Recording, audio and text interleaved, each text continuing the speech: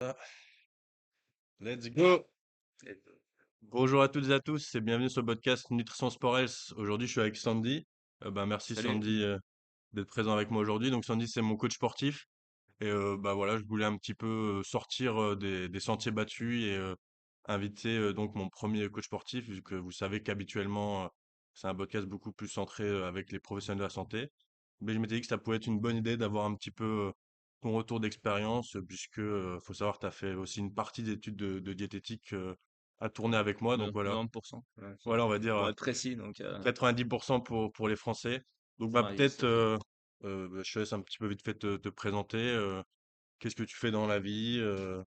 Donc, bah, comme Arthur l'a dit, moi je m'appelle Sandy. Donc, je suis coach sportif depuis 2017. Donc, on va doucement vers 8 ans de carrière, on va Ouais. dire.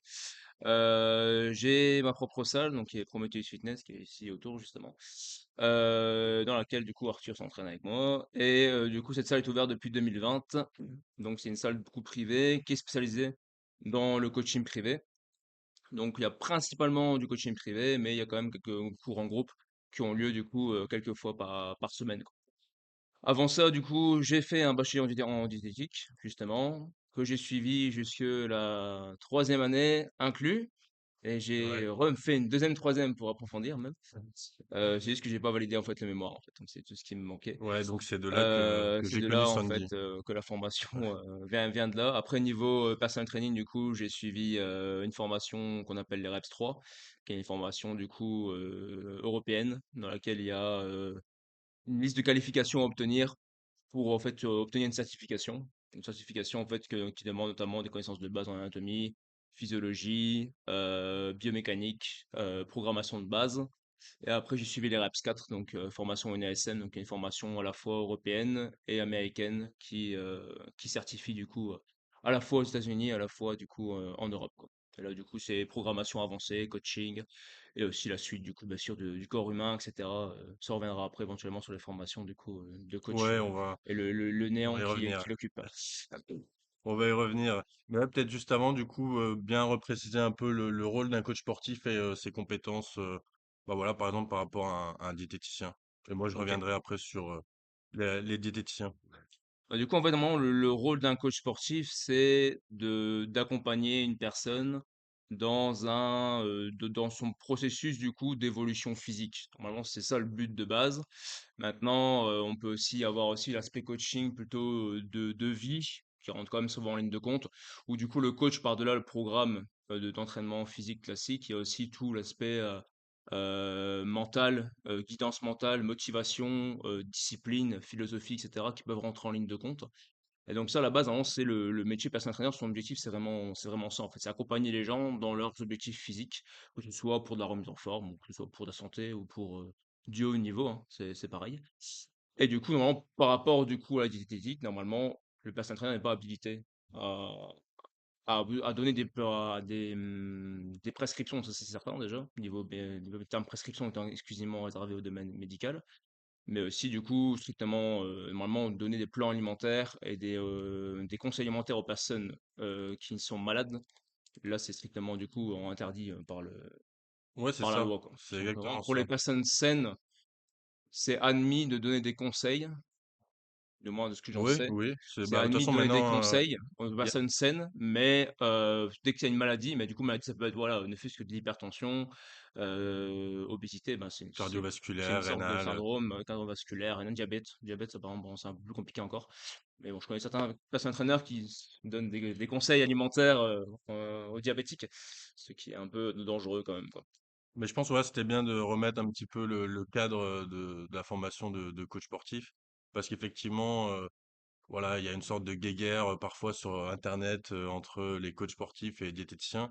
Et le but de ce podcast, c'était vraiment d'essayer de mettre les choses à plat, plutôt entrevoir, bah voilà, plutôt un esprit de collaboration, puisque en fait, c'est tout à fait complémentaire, vu que contrairement à un coach sportif, le diététicien va justement conseiller de reprendre une activité physique adaptée, mais c'est pas le diététicien qui va faire un plan de coaching, qui va bah voilà, directement aller avec le patient faire ses entraînements avec lui. Ça, donc du coup, c'est vraiment spécifiquement avec ben voilà un coach sportif comme Sandy ici à Prometheus. Et par rapport du coup à tout ce qui est diététique, donc c'est plus effectivement, de l'ordre du rééquilibrage alimentaire, donc pas forcément pour faire perdre du poids. C'est ce qui est beaucoup, pas reproché, mais quand on pense à diététicien, on pense beaucoup à, des, allez, des thérapeutes, pour, enfin des amaigrissologues, pardon. Ouais, enfin, t'as l'amaigrissement. Ouais, mais alors que c'est vraiment ça va vraiment dans tous les champs de la médecine, puisque la nutrition, c'est une branche de la médecine. Et en médecine, comme vous le savez sans doute, il y a des spécialisations. Et donc, dans ces différentes spécialisations, le diététicien peut être amené à donner des conseils par rapport à toutes ces pathologies, comme on les a citées précédemment. Ça peut être par rapport au diabète, par rapport aux problèmes rénaux, ça peut être par rapport à des insuffisances hépatiques, à des transplantations. On peut même arriver sur tout ce qui est médecine aiguë avec des infections ou des accidents, par exemple des grands brûlés, etc. Mais donc voilà, c'est vraiment, d'essayer de bien scinder, le rôle de chacun pour justement entrevoir un petit peu, plus un esprit de collaboration. Et moi-même, j'ai eu ce tort-là, dans le passé de pointer certains coachs sportifs sur les réseaux, mais je pense qu'au final, c'est pas la bonne méthode, et que je pense, le mieux, c'est de collaborer. Et donc, bah, comme toi, en fait, Sandy, tu as fait un petit peu le bachelier en diététique. Je voulais un petit peu, qu'on revienne rapidement, hein, sur le bachelier. Et toi, qu'est-ce que tu en as pensé, les forces, les limites, ce qui Ok, t'a plu, déplu, ce qui t'a apporté par rapport à ta formation qui a suivi donc de coach sportif? ok. Je peux juste faire un retour en arrière sur Ouais, ton. oui, bien sûr. Juste, ouais, donc, du coup, le but, du coup, de faire comprendre aussi aux gens, c'est ce que j'explique souvent quand je donne formation, parce qu'on va aussi oublier de préciser aussi, je suis formateur chez Physical Coaching Academy à Bruxelles, j'ai oublié de le préciser au départ. Du coup, je suis formateur là-bas pour les coachs de Belgique, donc comme ça, vous le savez aussi. Et du coup, en fait, le but, c'est, j'explique tout le temps, voilà, c'est vraiment il doit avoir une continuité dans la chaîne, en fait. C'est-à-dire qu'en fait, le personal trainer, en fait, il a à la fois un rôle de prévention, donc il est en amont de la prévention, on Mmh. va dire, et en même temps, on est aussi au bout de la chaîne pour tout ce qui est réhabilitation, en fait. Donc, par exemple, vous avez, voilà, au centre, il y a le médecin, normalement. Après, D'office, le ouais. médecin dispatche normalement vers, du coup, diététicien, kiné, le cas échéant. Maintenant, je prends le cas, un exemple, quelqu'un qui est opéré du genou, par exemple. Normalement, bah voilà, c'est le médecin qui fait l'opération, le chirurgien précisément. Après, il part vers un kiné, éventuellement vers un diète s'il y a besoin en même temps, pourquoi pas. Et du coup, après, bah, normalement, le kiné est censé, du coup, envoyer vers un coach sportif et le diète, pareil, en fait. Oui, Mais tout du à coup, fait. ça doit aller dans les deux sens. Donc, pareil, quand on est aussi coach sportif, ben, faut pas hésiter à, voilà, dire, voilà, ben, ça sort de mon domaine de compétences. Je vais t'envoyer vers un diététicien. Ça sort de mon domaine de compétences. Je vais demander d'aller voir un kiné. Je vais demander d'aller voir un médecin. Du coup, il faut que ça aille dans les deux sens. Mais Tout à fait, ouais. ça va pas toujours dans les 2 sens. Bon. De mon côté, il y a quand même pas mal de fois où j'ai eu des contacts avec des médecins et du coup ça a fait des allers-retours. Pareil, les kinés, j'ai eu des contacts et du coup il y a des retours, mais j'ai aussi eu beaucoup de cas de figure où j'ai envoyé un message ou un mail à un médecin ou un kiné et que ouais, T'as pas eu un le, bon retour, on le va dire. pigeon n'est jamais revenu. Il est mort en route. Mais ça, je Donc pense, c'est vraiment un problème qui est interne aux soins de santé, et pas qu'en Belgique. C'est vrai qu'on parle beaucoup en théorie de prise en charge, pluridisciplinaire et multidisciplinaire, mais en pratique, on voit que c'est très difficile à mettre en place, en fait, hmm, et qu'il y a vraiment un gros problème pour, que les on a différents intervenants même au niveau des kinés, communiquent, hein, en fait. Ouais, c'est ça. moi j'ai des kinés qui me disent clairement qu'ils n'ont pas de contact avec les médecins. Enfin, ils ont juste un papier de prescription, mais après, s'ils vont me poser une question derrière, Ouais, c'est un ça, peu, voilà quoi. c'est un gros Donc ça point s'arrête noir. pas. C'est pas exclusivement avec les coachs nous on sort du paramédical du coup. En fait, par exemple, personne trainer, on n'est pas considéré comme étant une branche paramédicale, même si à mon sens on pourrait l'être en fait. Et ça c'est un autre débat. C'est clair, c'est un autre débat, ouais. Mais on pourrait l'être considéré comme tel, mais on va dire qu'on est à la périphérie quoi, du système.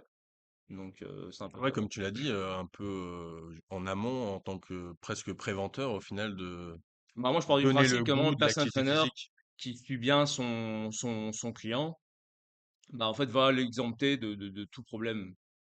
Bah, de beaucoup de problèmes en tout cas. Tout problème, Ouais, ce serait on exagéré. Je peut veux le dire, on dire, n'est pas une bonne je suis majorité pas un faiseur de miracles. de miracles du loup, hein, c'est pas, faut pas exagérer. Et d'ailleurs, Mais les par exemple, diététiciens non j'ai plus. un exemple, ouais, un client chez moi qui a perdu beaucoup de poids. Bah voilà, maintenant, depuis qu'il a perdu beaucoup de poids, etc., qu'il s'est mis en forme physiquement, il fait des prises de sang, et les prises de sang sont toujours très bonnes. Et du coup, le médecin, en fait, il est super content. Et du coup, le médecin a même demandé ben, qui l'avait suivi, etc. Du coup, là, c'est comme ça que on a des bons résultats aussi, en fait, et des bons retours. Parce que normalement, en fait, ben, quelqu'un qui est en forme physiquement, ben, va mieux résister J'ai moi-même eu une appendicite ici récemment. Bah, je me suis remis très rapidement. Je veux dire, en espace d'une semaine, j'ai repris l'activité physique. Légère, bien sûr, mais adaptée quand même. Il y avait quand même des trous et des trucs. Mais là où habituellement on conseille 4 à 6 semaines. Donc Ben ça, du c'est coup, clair que c'est. l'activité physique, c'est un des piliers de la santé. On le voit de plus en plus, même pour la santé mentale, hein, Moi, l'activité je trouve qu'on n'en physique, parle ça pas aide. assez, en fait. Je trouve que, allez, on en parle, oui. On dit souvent, ouais, faites au moins 3 fois 30 minutes d'activité physique par jour, par semaine, pardon, ou 5 fois 30 minutes, ça dépend des sources. Mais je trouve qu'on met pas l'accent sur, ouais, ben, comment il faut faire, allez, vous devez travailler la force, vous devez travailler l'endurance, la résistance, enfin, il y a plein d'autres trucs. Après, ça, c'est mon travail, en fait, mais je trouve que c'est pas assez pareil, ben, c'est pareil, ben, en nutrition c'est pareil, hein, ouais, Non, ouais, manger non, 5 mais fruits et légumes, hein, ouais, bah c'est quoi un fruit, c'est quoi un légume? Enfin, c'est un peu la nage, quoi, ouais, tu non, vois. Donc bon, c'est pas terrible. Donc bah, c'est ça, il y a encore beaucoup de chemin à faire dans dans les soins de santé en Belgique, et tous c'est les vrai messages sont que bien, ils sont un peu génériques, mais bah, c'est pour ça qu'après le but c'est d'aller voir un diététicien pour avoir une personnalisation de son alimentation ou de voir d'autres professionnels pour leurs problèmes de santé. Mais c'est vrai qu'au niveau de la prévention, on est encore très loin d'avoir un système de soins efficace et qui se fait de manière optimale. voilà, la Ça, je pense, on est prévention, tous c'est clair, d'accord, hein. voilà, la prévention, c'est pas encore ça, ouais, ouais. Parce que c'est vrai que l'activité physique et même l'alimentation saine, c'est vraiment pas dans les Bah, moi, priorités je budgétaires, devrais quoi. reprocher un énorme problème au système santé occidentale, qui en même temps, je vais nuancer mes propos juste après, c'est le fait que c'est essentiellement curatif, C'est en fait. ça. C'est Et vrai. alors certains vont dire oui, mais je dis oui, mais je suis entièrement d'accord. La médecine actuelle a quand même fait d'énormes progrès. On peut opérer des maladies avant qui n'étaient pas opérables, on peut sauver des gens qui avant seraient morts d'office. Donc la médecine a fait d'énormes progrès, mais la médecine actuelle est fort accentuée et Sur le portée sur le curatif. curatif. Mais le préventif, ouais, c'est encore un peu, c'est pas top, top, Bah, top. c'est le bonnet d'âne, ouais, c'est le grand oublié. Alors qu'en fait, ben, ça pourrait esquiver beaucoup de problèmes. Et moi, je dis souvent, par exemple, comme argument pour le personal training, ben, c'est que les gens, parfois, ils sont toujours là. À l'heure actuelle, c'est souvent quoi, un truc qui revient, ouais, le coaching, c'est cher, etc. C'est le prix normal d'un service. Déjà, voilà, c'est le prix habituel. Alors, on est plus ou moins sur 1 euro la minute, hein. C'est comme ça pour un coiffeur, pour un mécanicien, pour un garagiste, c'est pour tout le monde. Mais surtout, en fait, tout ce que vous investissez dans votre santé, ben, vous ne devrez pas l'investir après dans des Traitement. traitements, comme là, par exemple, je reviens sur l'appendicite. Opération 4 jours à l'hôpital, j'ai encore dû payer 700 euros. Ah, voilà, là, du coup, là, j'aurais pas su l'éviter, même sportif ou pas. Mais je veux dire par là qu'après, si on veut faire hospitaliser pour, je sais pas moi, chirurgie de l'obésité ou, je sais pas moi, d'autres trucs, diabète, Bah, surtout problème, diabète. dialyse par exemple, la dialyse ça coûte aussi, hein. Parce que c'est vrai que Je sais pas là, comment la dialyse, je pense qu'elle est prise en charge, moi, presque à 100%, je pense. ça, j'avoue, Mais je ne m'y connais pas, mais je pense, ça mais doit dans tous les intervenir. cas, si vous sortez de votre tête, vous pouvez vous dire, voilà, bon, je prends soin de moi-même, mais c'est aussi pour la société générale, du coup, en fait, et pour préserver de coûter trop cher à la société aussi, quoi. En fait, Bah, c'est si je vrai suis en qu'au bonne niveau forme, des traitements médicamenteux, le système de soins de santé coûte extrêmement cher. Mais je voulais rebondir par rapport au diabète. C'est un peu dans l'actualité, puisqu'en ce moment, comme vous le savez peut-être, il y a les nouveaux médicaments de la lutte contre le diabète qui viennent de sortir.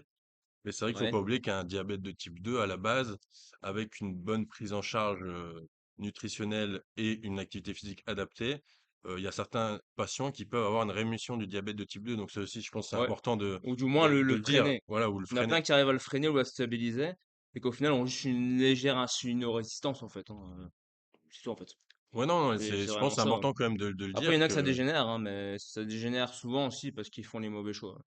C'est pas toujours vrai, je vais pas généraliser, il faut pas jeter la pierre ouais, non, de aux toute façon, malades, c'est pas le but, c'est des maladies mais je pense que complexes, mais il y a beaucoup de gens qui pourraient, moi j'ai connu énormément de diabétiques, de type 2, et bien souvent leur parcours de santé les a menés là en fait, ouais, et les a précipités dans le gouffre encore plus loin après, parce que après, même quand ils ont leurs médicaments, que ce soit metformine ou d'autres catégories, ben ouais, ils continuent à manger des gâteaux, en veux-tu en voilà, c'est un peu jouer avec le feu quoi. Donc ouais, bah, c'est clair que alors certains c'est peut-être pas diront oui, facile, hein. faut continuer à profiter de la vie, etc. Je suis d'accord, mais au final, si après on se retrouve à devoir mettre de l'insuline, etc. On sait pas où est le confort de vie, quoi. Enfin, j'ai un diabétique de type 1 dans mes clients, il sera d'accord avec moi pour dire que l'insuline, c'est pas un confort de vie absolu, quoi. Ouais, non, c'est Enfin, clair. Et c'est c'est c'est chiant. vraiment que le diabète a décompensé, le diabète de type 2 a décompensé Mm. pour qu'on doive lui injecter de Pour arriver à l'insuline. ce stade-là, ouais, en général, Ouais, c'est ouais, vraiment faut un pousser stade le vice, quoi. Ouais. très tardif. Souvent, ça arrive pas, ouais, ça arrive pas tout de suite, quoi. Bah non, de toute façon, c'est une maladie chronique, donc ça Ah vient ouais, aussi clairement, ouais. au fur et à Après, ouais, ça mesure de la varie, vie. ouais. Il y en a que ça dégénère en 10-15 ans. Après, il y en a que ça dégénère Oui, en un an ou deux, hein. ouais, bon, Mais après ça, voilà, chaque personne. chacun ouais, évolue. Donc, ouais, Mais du coup, on a fait une grosse digression. On devait revenir ouais, à pour revenir point à fort, point faible l'informatique. sur, bah, parce que c'est vrai que c'est intéressant, puisque toi, tu as presque, on va dire, les deux casquettes, c'est-à-dire que tu es coach sportif certifié, donc ça, c'est acté, mais tu as quand même fait une très grosse partie de la formation de diète en Belgique, donc le bachelier en diététique, d'ailleurs dans ma promotion. Et bah voilà, qu'est-ce que toi, tu as pensé de ce bachelier, honnêtement, voilà, les points forts, les points faibles? Bah, pour en point fort, moi je dirais que le bachelier en diététique est quand même vachement complet d'un point de vue anatomie, physiologie, nutrition, de manière théorique.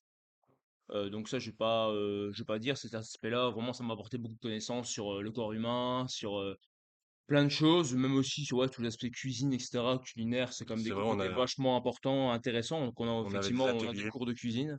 Il y avait aussi tout ce qui était laboratoire, etc. Donc c'était vachement complet. Euh, c'est vraiment ce point-là, ce qui ressort. Après, ouais, le point négatif, enfin les points négatifs, ce serait d'abord le fait que on n'apprend pas vraiment à suivre des patients. Donc en fait, on apprend à faire des plans alimentaires calculés, c'est très bien. Mais on n'apprend pas à gérer le plan, à l'adapter en fonction des objections des gens, en fonction des goûts, bah vite fait. Donc il n'y a pas vraiment cet aspect coaching nutritionnel en fait. C'est plutôt ce terme-là en fait. Il n'y a pas de coaching nutritionnel. Ouais, je vois ce que Qui est tu veux dire. il n'y a pas de suivi en fait et de coaching. Mais pourtant, à la base, c'est le but, c'est qu'il faut avoir Ouais, que suivre le patient en fait. Parce qu'il y a plein de patients, voilà, avec un plan alimentaire sur une feuille A4, on ne bah ça, peut normalement, pas faire maintenant, grand chose. on évite de plus en plus les Ouais. plans alimentaires. Mais à l'époque où on l'a Surtout, fait, bon, c'était encore pas mal. oui, en Enfin, théorie, ouais, c'est c'était vrai quand même que pas il y a, mal mis en place, quoi. il y a quelques années, les plans alimentaires, c'était encore enseigné. Maintenant, de moins en moins, notamment pour les diètes qui s'orientent par rapport aux troubles du comportement alimentaire. Hmm. Parce qu'on sait que être trop rigide, pas Ouais. assez flexible, ça peut amener justement à ces comportements malsains. Par exemple, l'anorexie mentale, la boulimie, l'hyperphagie, tous ces troubles-là.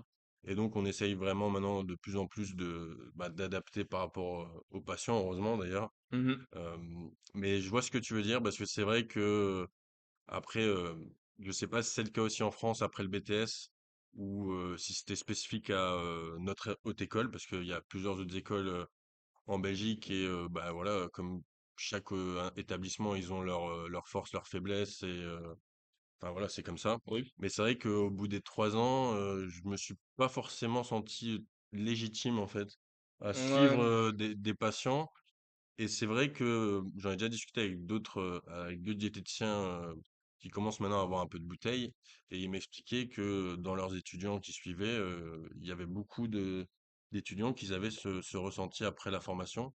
Donc je pense que c'est pour ça qu'il faut, un message important, c'est qu'effectivement, ces études, ce bachelier ou ce BTS en France, ça donne des très bonnes bases en nutrition, ça vous rend légitime à suivre des patients, mais il faut continuer à vous former en nutrition et il faut C'est vous évident, ouais. spécialiser, Mais il faut se renseigner aussi, bien faut sûr. lire, faut se renseigner, faut prendre des formations continues, etc. Mais moi, ce que j'avais trouvé, c'était Comme fort d'ailleurs dans le centré. coaching, Oh, bien en sûr, tant que ouais, coach bien sportif, il faut sûr. aussi Moi, autant, voilà, se ici, la former. formation REPS 4 que je donne sur Bruxelles, voilà, c'est un excellent tronc de base. Après, derrière, il y a plein de possibilités en termes de livres, de formation continue, workshop, etc., quoi. Et pour revenir à ce que tu disais, moi je trouvais aussi que dans le bachelier, c'est fort accentué sur la nutrition clinique, Ouais, ouais, tout à fait, puis c'est qui vrai. personnellement m'intéressait pas du tout.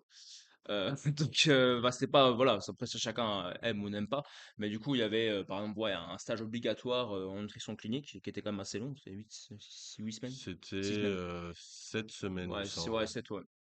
Et, bah, parce que nutrition clinique c'était pas voilà Bah, mon clairement, kiff, déjà, mais bon, après, c'est normal qu'il y a des choses sur l'instruction clinique, c'est super important, je suis d'accord, hein. Mais moi, je trouvais que, ouais, il y avait un gros accent là-dessus. Par exemple, l'aspect libéral de la c'est ça, profession, ouais, ouais, c'est ça. Ouais, il y avait rien. Bah, clairement, le Enfin, vrai suivi de patients, qui ouais, non, viennent te voir dans ton cabinet, ouais, pas trop, quoi. c'est vrai que ça, c'était un des points faibles de cette formation. Effectivement, on faisait beaucoup, ouais, de nutrition, clinique, beaucoup aspect, sur la dénutrition aussi. Parce qu'il faut savoir que, dans les hôpitaux, quand on dépiste, des patients atteints de dénutrition, l'hôpital, reçoit plus d'aide, en fait, financière pour, bah, voilà, pour pouvoir, prendre en charge, le patient. Donc, bah, faut pas se leurrer, le système de santé, c'est aussi un système économique et donc on doit faire avec ce système économique et donc les hôpitaux jouent aussi sur quels actes sont remboursés ou non. Et donc, bah voilà, Ouais, la dénutrition, c'était super important pour diminuer notamment tout ce qui est temps de prise en charge du patient à l'hôpital. Et donc, ils ont beaucoup axé la formation sur la dénutrition notamment. Ça, c'est vrai que je me rappelle, on avait fait pratiquement 3-4 mois que sur la dénutrition. oui. J'en pouvais plus, moi, à la fin, je Ouais, vous puis, avoue. clinique, moi, j'ai pu arrêter de compter le nombre de fois que j'ai fait les MAD, MAP. Ah oui, oui, oui, je vois ce que tu veux dire. J'ai plus le Les terme là. assessments de Ah oui, nutrition. là, ouais, c'est les MNA. MNA, Les MNA. MNA, ouais. euh, J'ai arrêté de compter, je faisais des MNA tous les 50 000 par jour, hein, j'en avais marre de faire Bah, des MNA. c'est presque une des missions principales, en tout cas quand on a fait nos stages, parce que je sais pas si ça a évolué sur le terrain depuis. Ben, j'ai un client en moi qui est gériatre, Ouais. et il m'a dit que le MNA, ça restait quand même encore la grosse référence Pour la gériatrie, ouais. pour la gériatrie. Oui, du coup, Ouais. fils, vu que c'est la nutrition, touche pas mal, plus encore la gériatrie. Donc Énormément, il m'a dit que le MNA, ça restait quand même le truc qui était vachement utilisé encore, le MNA.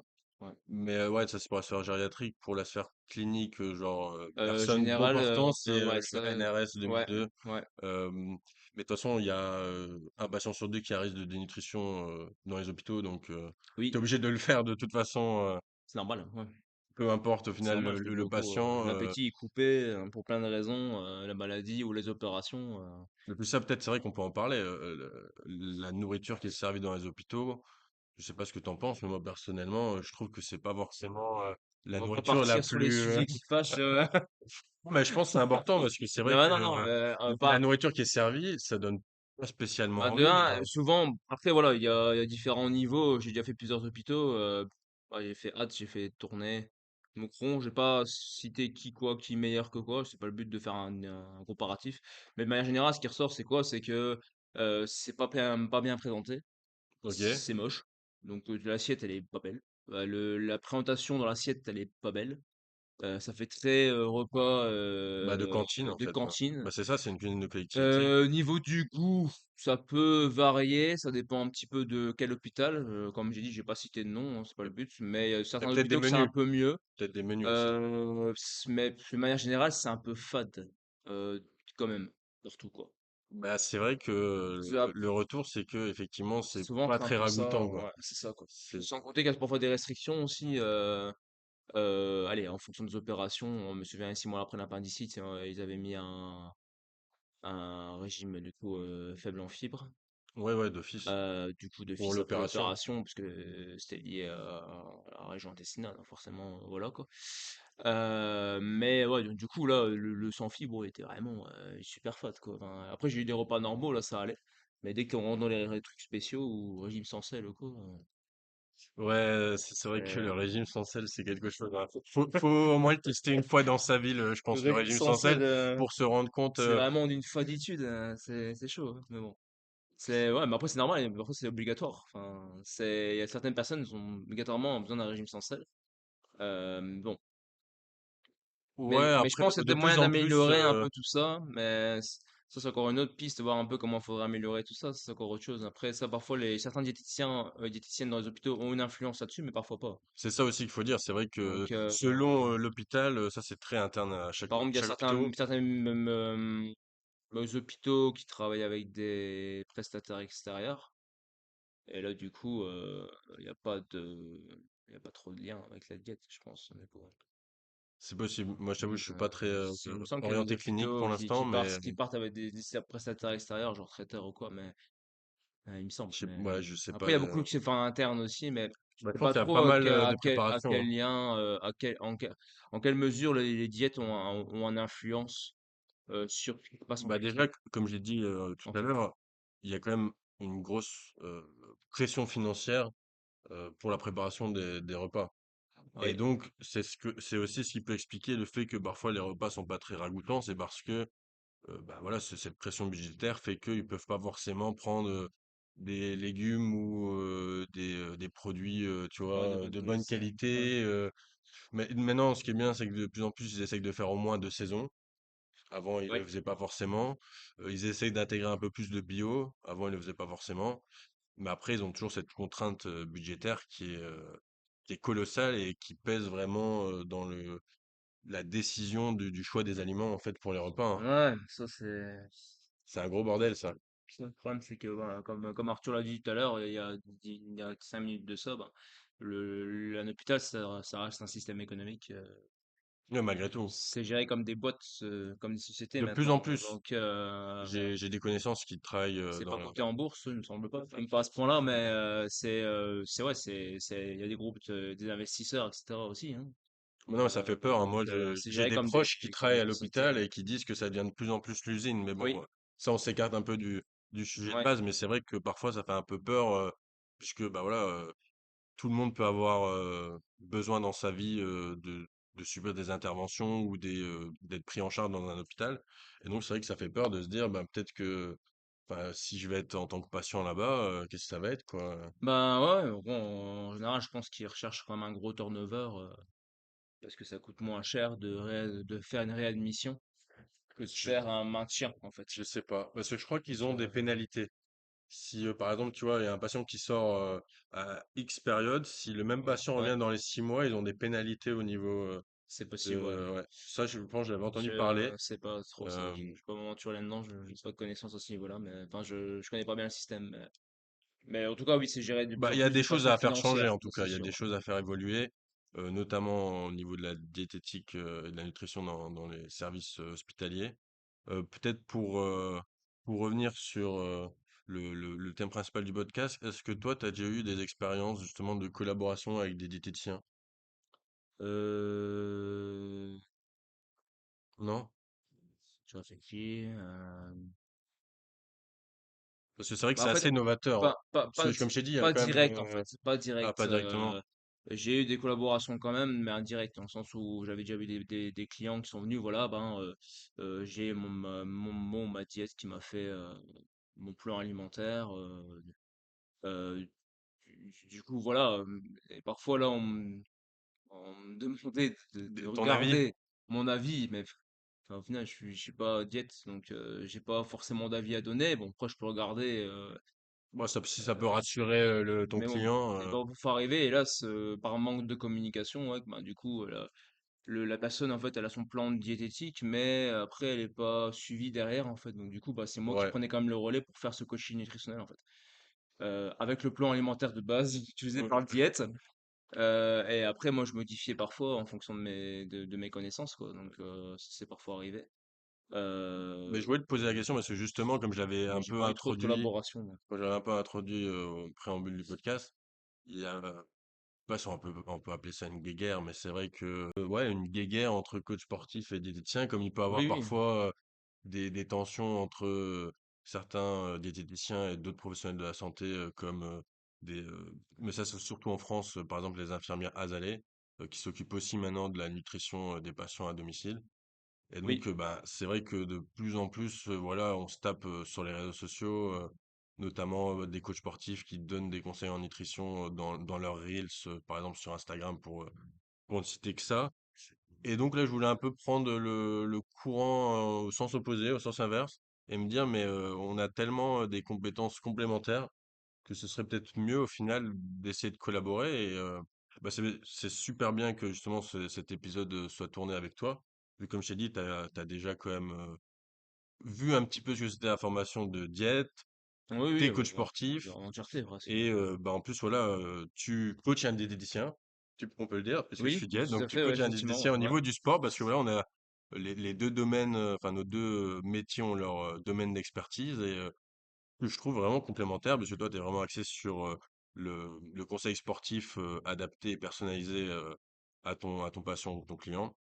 Et nous, on s'occupe vraiment de l'alimentation adaptée et personnalisée à nos patients. Ouais, Et du donc, coup, la je pense, complémentarité, c'est un peu le message central de elle ce est d'office podcast, présente, en fait. c'est que ce type de collaboration devrait en fait se banaliser en fait. Ça Oui, devrait être, ça devrait couler de source au tout à vu fait. des compétences des deux métiers En théorie. de bah voilà de En collaborer théorie, oui. et je pense que c'est un peu le mot de fin enfin qu'on va retenir de ce podcast, c'est vraiment à travers ce podcast de si vous avez l'occasion en tant que diète ou en tant que coach sportif, bah voilà d'essayer de collaborer ensemble.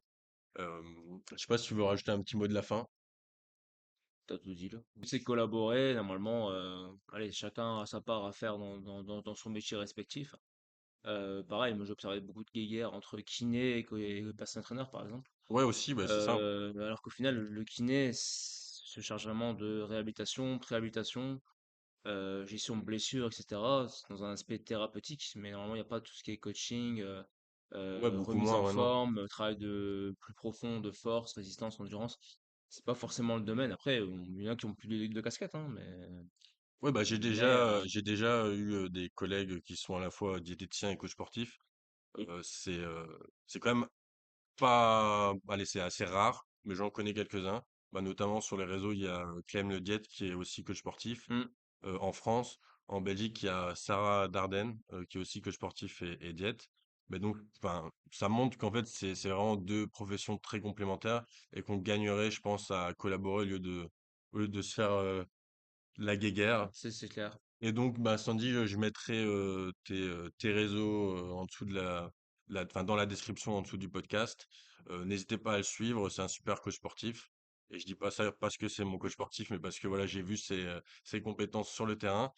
Et bah voilà, moi je vais vous dire à la prochaine et à bientôt. Bye bye. À bientôt. Salut.